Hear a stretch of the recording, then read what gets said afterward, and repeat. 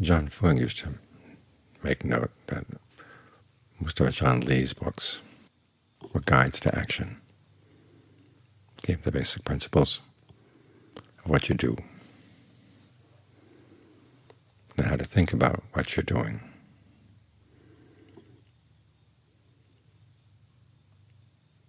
It's always important to keep that principle in mind.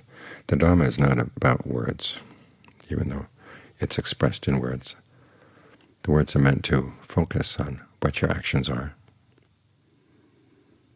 what kind of results you're getting out of them, and teaching you questions to ask, things to look for. There's an awful lot that the Buddha didn't address. The big questions of his day. Is the world eternal, not eternal, finite, infinite? Is the soul the same thing as the body or something else?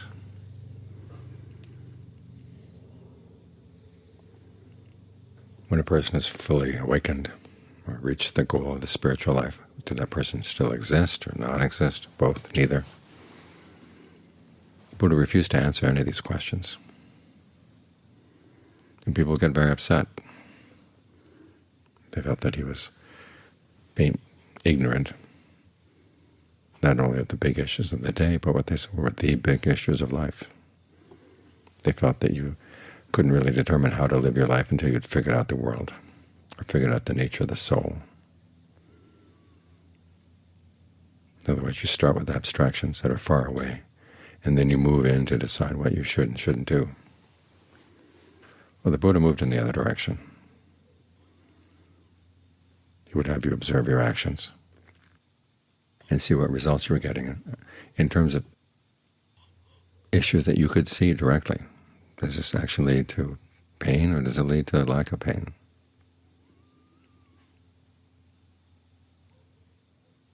And answering these questions required a different set of talents. Arguing from big principles outside requires that you learn a little bit about logic and about persuasion, how to define terms, how to manipulate words. But working from your actions requires that you be observant, that you develop certain qualities of the mind. This is why when the Buddha summarized the main teachings that he left behind in the Wings to Awakening, they're all qualities of mind. And you're going to know the Dharma only when you develop those qualities of mind. So it's not a matter of figuring out first principles, defining your terms, and then building a logical structure based on that. The Buddha was actually quite critical of that kind of philosophy.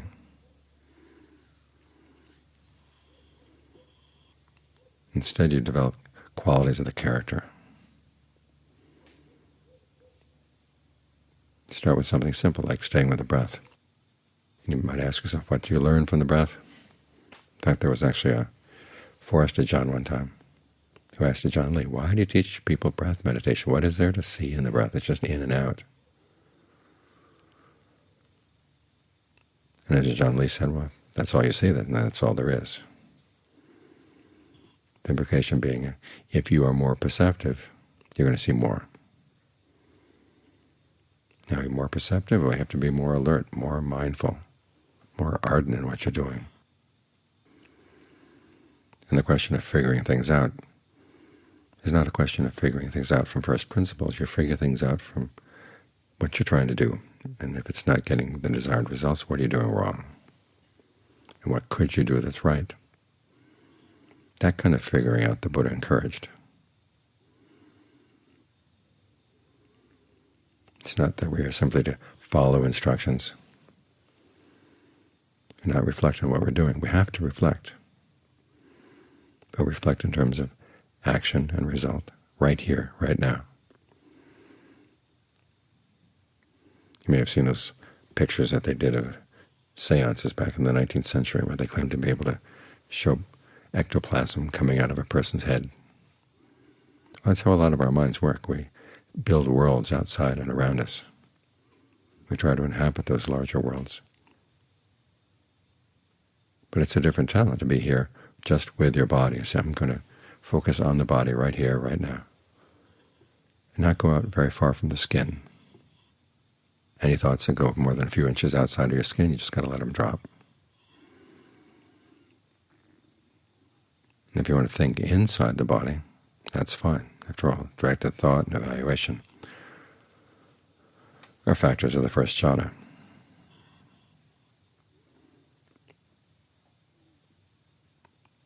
You want to make sure that they don't refer to anything beyond the limits that you set for yourself here. So you think about the breath. You think about the mind as it tries to relate to the breath. You evaluate these things. There's plenty to think about, plenty to figure out. Especially if you're the sort of person who has trouble settling down, you're going to have to figure out what is getting in the way. That means paying a lot of very careful attention right here, right now, not to the abstractions, but the actual sensations you've got going on right now.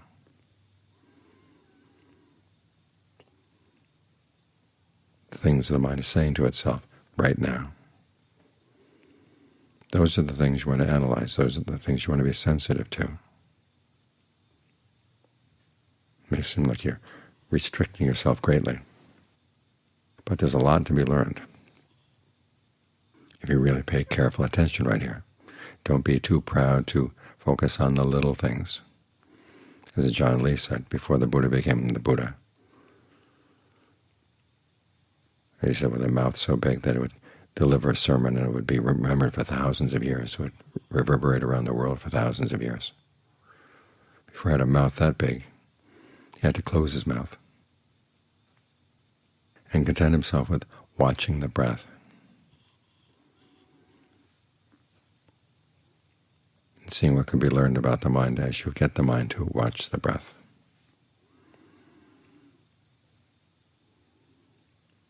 Because it'll show itself in the distractions that it creates.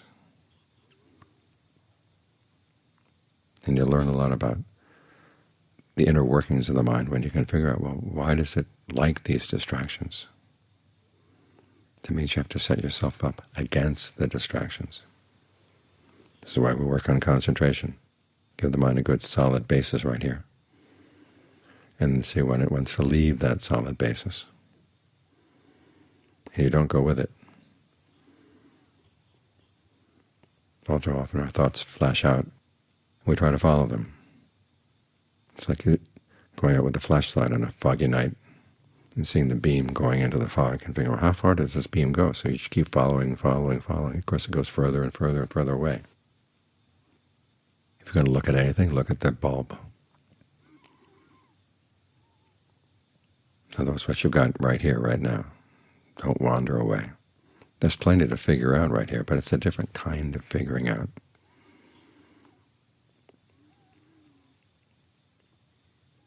How to be more resolute, how to be more ardent, how to be more heedful as you practice in this practice of staying with the breath. If the mind doesn't want to settle down with the breath, you can give it other things to think about for a while. The Buddha recommends topics like recollection of the Buddha, the Dhamma, the Sangha, recollection of your generosity, recollection of your virtue. Those are to give you encouragement. Recollection of death, which is to remind you that you don't know how much time you have. So there's definitely work to be done. Ask yourself, are you ready to go? And the answer usually is, well, no, not yet. And for the time being, we're getting by with that, not yet. But there will come a point where you say, well, not yet, and say, sorry, time's up, got to go. And you don't know when that's going to happen.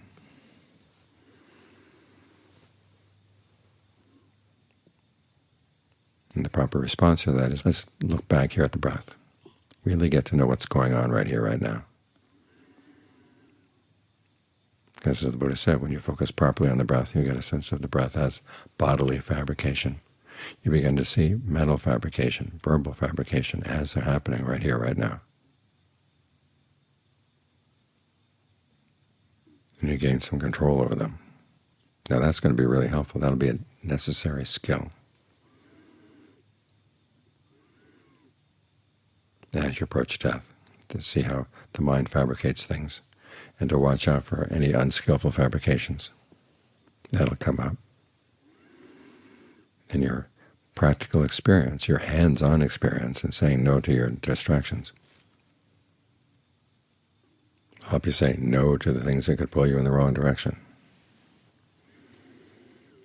So working on skills, it requires the kind of intelligence that goes with developing a skill, which is different from the intelligence that figures things out in the abstract. But you have to learn how to start with the little issues right here, right now. When the mind slips off from the breath, why is it going? Why does it go again?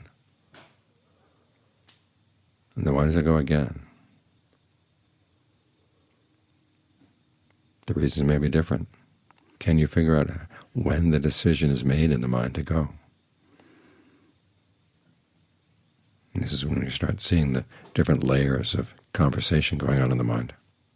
Because there will be a conversation someplace that says, okay, when the main attention is not quite on us, we're going to slip out. And then it'll pretend like it hadn't made that decision. And there's part of the mind that's content to let itself lie to itself. Now, you're not going to see that when you're dealing in abstractions, but you can see it as you focus on this path. Focus on this skill. This is why the Buddha, when he illustrated the practice, it was always with illustrations and comparisons with skills. How to be a good cook, how to be a good archer, how to be a good soldier. It requires that kind of intelligence.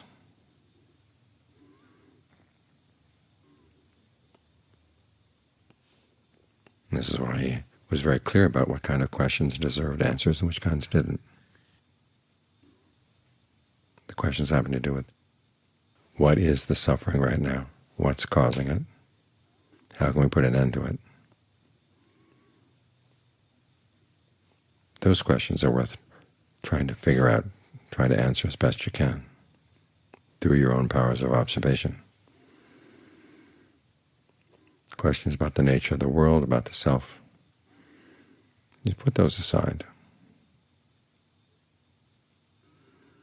When you can keep your focus in line with the breath, in line with the present moment, in line with those good qualities of the mind, good qualities of the heart and the character that you have to develop to really see what's going on and learn how to say no to impulses that would pull you in the wrong direction. That's when you're using your intelligence in the right way.